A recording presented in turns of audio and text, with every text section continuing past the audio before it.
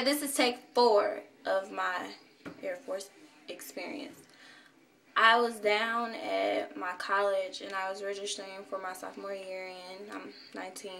And I walked out of registration, which was the last day to register. And I called a recruiter and I had not been back. And my process was extremely fast. I prayed on it about 2 months prior to me making this decision and asking God to show me the way. I took my ASVAB August 13th, something like that, and I scored a 49 and you need a 50 for active. I cried about it. I don't know if other people would have cried, but I did cry. I was very nervous and jittery when I took my ASVAB.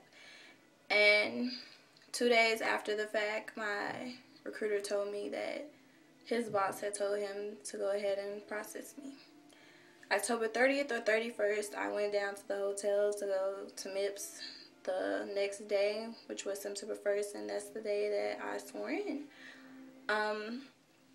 In October, I found out when I was leaving, I found out my job before I found out when I was leaving.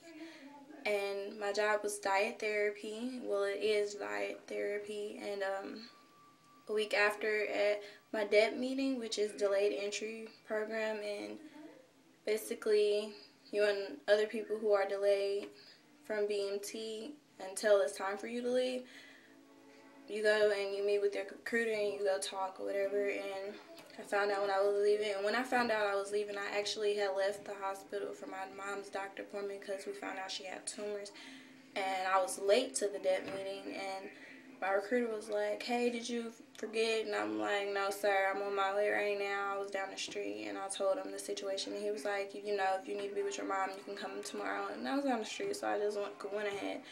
And that's when I found out my news about leaving January 31st. But now I'm hearing that we leave January 30th, and he still hasn't told me about that yet. And yeah, now I'm just sitting here waiting around at like 32, 31 days left, and yeah, that's what happened with me in the Air Force. Nothing really big happened. I decided I wanted to go into the military, as I am, about the 11th grade, and it wasn't the Air Force really wasn't my first pick. It was actually the Navy because my brother is in the Navy.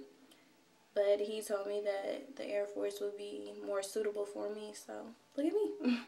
And I honestly can go ahead and agree with him because all the benefits and everything that I heard from the Air Force, about the Air Force, is pretty cool. So yeah, this is just my little mini messed up documentary. So yeah.